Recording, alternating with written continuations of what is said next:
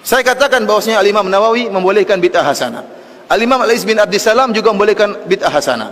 Al-Imam Syafi'i juga membolehkan bid'ah hasanah. Tetapi bid'ah hasanah yang dimaksud oleh mereka para imam bukan yang dimaksud oleh masyarakat umum. Yang dimaksud dengan bid'ah hasanah mereka adalah sarana-sarana. Contohnya apa? Makanya saya akan bacakan di sini perkataan Al-Iz bin Abdissalam tentang yang dimaksud oleh bid'ah hasanah oleh beliau.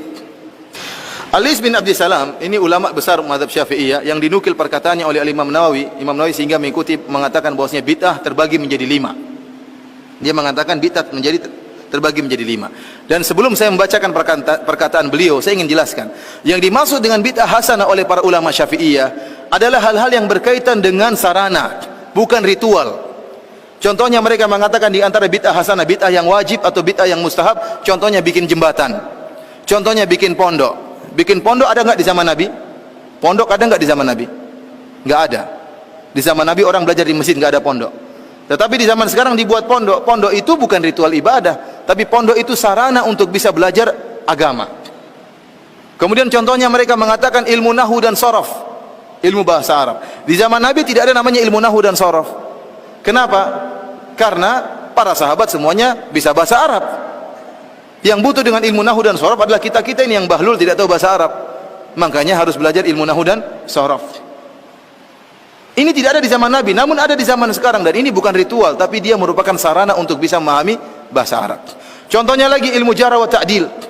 Ilmu jarh wa ta'dil adalah ilmu untuk mempelajari dan mengetahui kredibilitas para perawi hadis. Hadis diriwayatkan oleh para perawi. Kita harus tahu bagaimana kredibilitas para perawi ini. Bisa enggak diambil periwayatannya atau tidak? Di zaman Nabi ilmu ini tidak ada. Kenapa? Karena para sahabat langsung meriwayatkan hadis dari Nabi, tidak melalui perantara perawi. Di zaman sekarang butuh, karena dari sahabat sampai kepada kita banyak perawinya, maka butuh namanya ilmu jarh wa ta'dil. Ilmu ini dinamakan dengan bid'ah yang wajib menurut sebagian ulama. Kita bilang ini yang dimaksud oleh para ulama dengan bid'ah hasanah adalah masalah sarana. Contohnya apa? Mikrofon, ini juga bid'ah, tapi dia sarana. Contohnya mereka mengatakan bid'ah hasanah adalah pengumpulan Al-Quran. Di zaman Nabi tidak ada pengumpulan Al-Quran, tetapi Al-Quran ditulis dalam lembaran-lembaran yang terpisah-pisah. Di zaman Abu Bakar ada ide untuk mengumpulkan Al-Quran lembaran-lembaran tersebut, dan ini disebut dengan bid'ah hasanah karena di zaman Nabi tidak ada. Tetapi pada hakikatnya dia bukan ritual ibadah, tetapi dia sarana untuk mempelajari Al-Quran. Maka butuh lembaran-lembaran tersebut dikumpulkan. Karena yang disebut dengan bid'ah hasanah oleh sebagian ulama adalah masalah sarana-sarana, bukan ritual. Kalau ritual seperti tadi, solat raghaib, solat malam nisfu Sya'ban, tambahan wa barakatuh, mengangkat jenazah sambil berzikir, ini diingkari oleh Imam Nawawi, disebut dengan bid'ah yang mungkar. Sebagian orang-orang Indonesia tatkala melihat ternyata sebagian ulama Syafi'iyah membolehkan bid'ah hasanah, mereka salah paham. Mereka menyangka bid'ah hasanah yang dimaksud kreasi sebebas-bebasnya.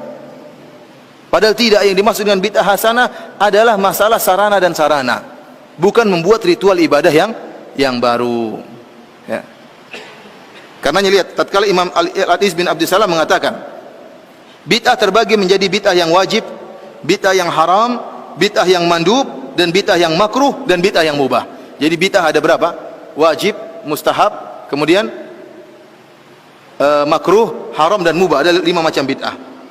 Kemudian beliau menyatakan ada beberapa contoh bid'ah yang wajib, kata beliau. Yang pertama, berkecimpung dalam ilmu nahwu, yang dengan ilmu tersebut dipahami perkataan Allah dan perkataan Rasulullah. Hal ini hukumnya wajib.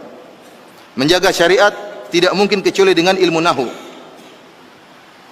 Contoh kedua adalah menjaga kata-kata yang asing, yang gharib.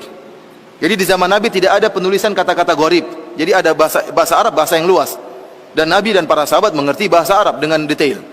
Kemudian berlanjut dengan berjalan waktu, sebagian ulama pengetahuan tentang bahasa Arab berkurang. Oleh karenanya bahasa Arab yang susah-susah harus ditulis, dikumpulkan supaya orang tidak lupa. Pengumpulan tulisan bahasa-bahasa Arab yang susah ini dianggap bid'ah yang wajib oleh Al-Iz bin Abdissalam. Ini ritual ibadah atau bukan? Bukan, dia bukan ritual, tapi hanyalah sarana untuk menjaga syariat. Contoh ketiga, bid'ah yang wajib adalah penulisan usul fikih. Usul fikih juga tidak ada di zaman Nabi, tetapi dia bukan ritual ibadah. Ilmu usul fikih adalah ilmu untuk mempelajari penunjukan bahasa-bahasa Arab.